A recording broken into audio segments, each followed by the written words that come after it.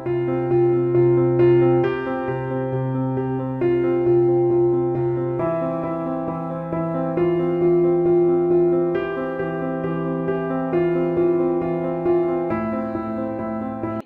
Amarjeet. Let me Sohi. see. Thank you so much for having me and for the opportunity to join you. Awesome. We are so excited to have you here and to share more about who you are as a leader, more about your values with our members, especially knowing that the mayoral election is just around the corner. So as you know, BPW Edmonton's vision is to one day have a boundless world where everyone reaches their full potential. So we do this by developing business, professional, and leadership potential in women. So can you tell us a little bit about how you support your team in helping them reach their full potential? Yeah. First of all, I want to acknowledge and start by acknowledging that we are gathered on Treaty 6 territory. I came to this country and my wife came to this country with nothing. We build our lives here. You're talking about potential, and this is a community that has helped untap our potential and be part of it, and ability to give back to make Edmonton even a better place. We have a daughter. She's 27 years old, and we have done everything that we could possibly do to build her capacity to be successful, trying to give her the best education, trying to save enough that we could put her through university. And we are very proud of what she's able to do so far and the field that she in. So for me, empowerment always been part of my leadership style by bringing people together. And I believe that the best way to succeed is having diverse and empowered voices at the table, and who can make collective decisions and make better decisions and more forward looking decisions. That's the philosophy that I have followed in my work during city council, and that's the philosophy that I will follow if I am elected as mayor. One of the things that we are doing as part of our team, as campaign team, is mentor young people, mentor young women, particularly women from racialized backgrounds, giving them leadership role in the team, and where they're not ready to take leadership role, we are giving them more ability and learning opportunities for them to do so. And that is the kind of philosophy that I would like to deploy if I'm elected a mayor. And there's some good stuff going on in the city on helping women and be empowered to run for office. And I would like to build on those mentorship opportunities, so there's more confidence and also the skills that are necessary for women either to run for office or run a business or be an administrator and a senior leader within different organizations. And I believe that that pays a dividend. Diversity of opinion, diversity of perspectives is something that is needed to build stronger organizations. So that's what I have practiced in my work, and that's we continue to practice in this campaign. And this is what I'm committed to do if I get elected.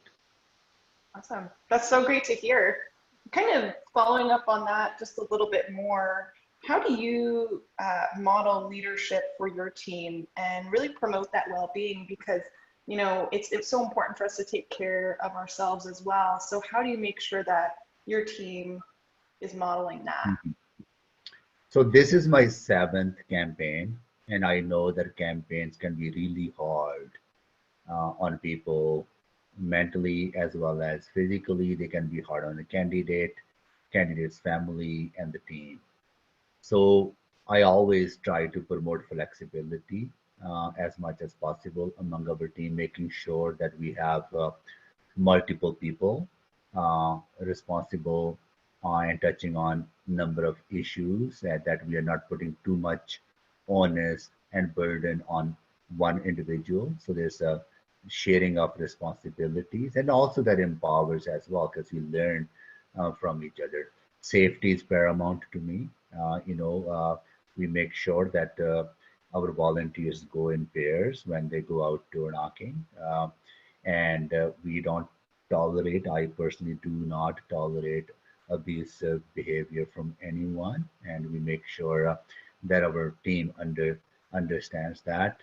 And for me, living the value that I practice and modeling those values is important, and that's what I have done in my life, and that's what we continue to do. So we provide support to each other. We come together often to get to know each other better and provide the support necessary as a team. And that's the kind of work that I have been doing in the past, and that's the work I will do if I get elected mayor. You mentioned diversity earlier in our interview here. Do you have a formal statement on diversity, equity, and inclusion? And One of the reasons I'm running is because I firmly believe that our city must reflect the diversity that we have.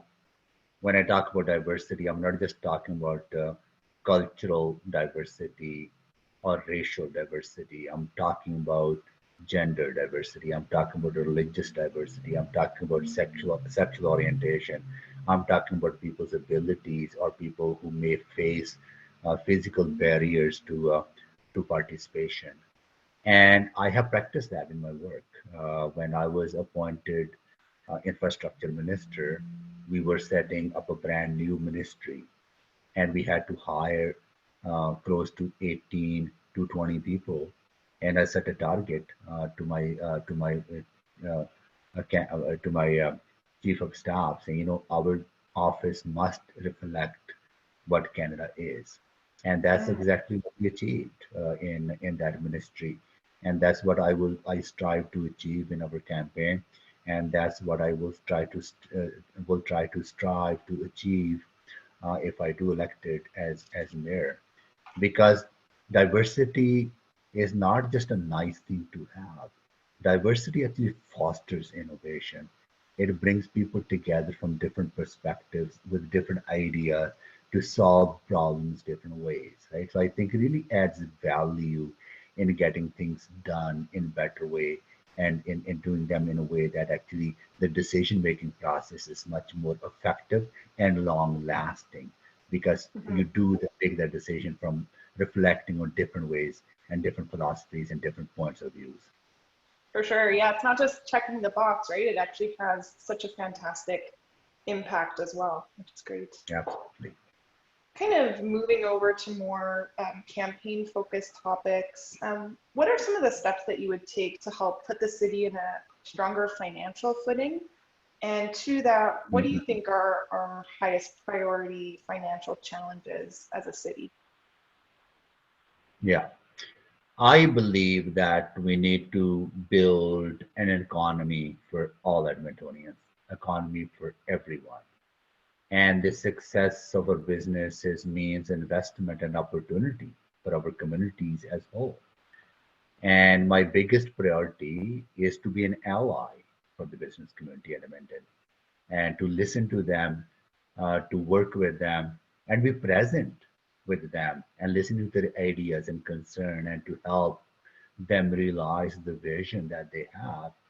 And we have announced a number of policies, including the creation of the Business Advocate Office, one-stop shop for small and medium-sized businesses looking for resources and guidance, so doing business in Edmonton becomes easy, convenient, and affordable. And we have announced Edmonton's Innovation Fund, for example, to foster more economic opportunities and jobs by unlocking the potential of innovators and new technologies, and also cutting the delays on permits and inspection timelines, and making sure that people, when they apply for business license or development permit, they get that in a timely fashion in a guaranteed amount of time.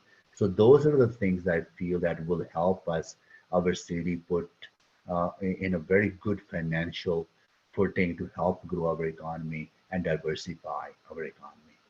Awesome. That's great. I know that's top of mind for so many people right now, so that's great to know. Um, Mhm. Kind of on the flip side of that, what would you say are the highest priority social challenges facing Edmonton specifically right now, and how would you be tackling those? Yeah, I know Edmonton is facing number of social challenges, and all those social challenges are intersecting. They're interconnected. Homelessness, mental health, addiction, poverty, racism, historical trauma for indigenous peoples of Edmonton because of residential schools and colonization. All those things are impacting Edmontonians in a real way and holding their potential back. And we need to make sure that we have a systemic approach to tackling those issues. So, supportive housing is part of the solution, making sure that harm reduction sites are available for people who are dealing with drug addiction and particularly opiate crisis that is taking so many lives away from loved ones, and people are dying because of the opiate crisis. I understand that this is not solely the responsibility of the city. We need to work together with provincial government and federal government because these social issues are the purview and jurisdictional responsibility of those two orders of government. But I see the role of the mayor's office, the convening powers of the mayor's office to pull all the right people together and resources together and build a stronger community-based advocacy, making a strong case that why investing in Edmonton and why tackling social issues will help us grow our economy, not only in Edmonton, but throughout the province. So when Edmonton is not living to the fullest potential, when Edmontonians are being held back because of the systemic issues they're facing, then Alberta's economy does not succeed. And that's the kind of advocacy I would like to build. It also makes financial sense as well, because Right. when you invest in prevention, you actually save a lot of money in the long run by not having too much stress on the hospital system or your policing system or your justice system and many other services that people use when they're hurting, when they're in pain. So investing upfront saves a lot of money, taxpayers' money, when we invest it the way that helps heal people. For sure. Yeah, these issues are also connected, whether it's a social or a financial issue, they really impact each other so much. Mhm. Awesome. Well, thank you for that. And just broadly speaking, what would you say is your number one priority if you were elected? It's hard to pick one priority Yeah, because uh, the health of the economy and the future economic growth, social issues, environmental sustainability, climate change, and the racism, discrimination, all these are all intersecting and interconnected issues. So you can't really build a thriving economy if your people will still continue to be held back because of social issues, right?